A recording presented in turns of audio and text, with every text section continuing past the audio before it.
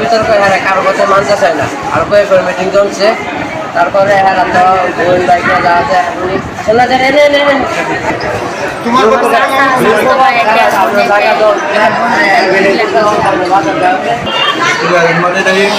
আমাদের উত্তরপাড়া একটা বাড়ি নিয়ে অনেক দিন ধরে ধারণা চলতেছে আমলিক সরকারের আমলে শিবুদার মেয়রকালীন সময় আমরা তার পুরসভার দরখাস্ত দিয়েছি। এই দরখাস্ত ওনারা মানে নাই না মাইনা পরবর্তী সময় আবার কাজ করছে কাজ করে রয়েছে অবৈধভাবে টাকা পাই আর আমরা টাকা দিতে রাজি নাই। অনেক দিন ধরে এটা আমলিক সরকারের অমলকালীন এরা জোরপূর্বকভাবে আজকের ঘটনাটা কি? আজকের ঘটনাটা আমরা গেছি আপস মার্কের জন্য এরা হুট করে বাড়ির থেকে আইসা পালানো শুরু করছে। তাও বলো এক বছর আগে বাড়ির মাপ সীমানা নিয়ে একটা ঝামেলা সৃষ্টি হয়েছে।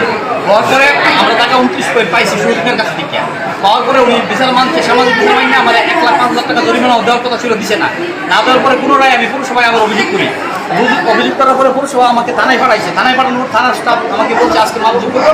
আমি আরেক বাড়িতে থাকি, আমি এই বাড়ি থাকি না, এই বাড়ি ভাড়া আমার।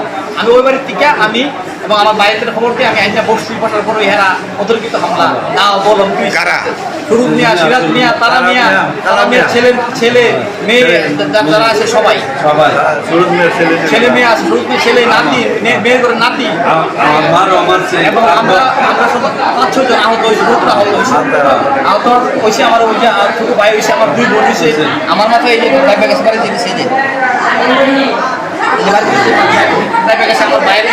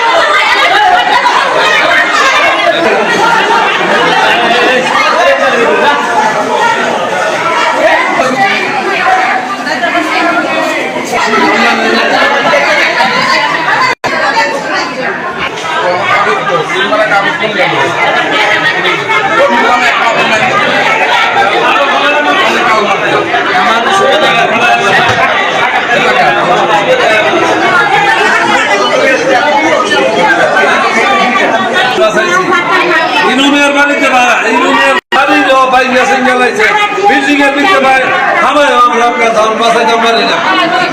সব রিচ হয়েছে মাহমুদ মিয়ার লগা, মাহমুদ মিয়াকে শেষ করে লাইতালে এরা সব শেষ, মাহমুদ শেষ, সব শেষ।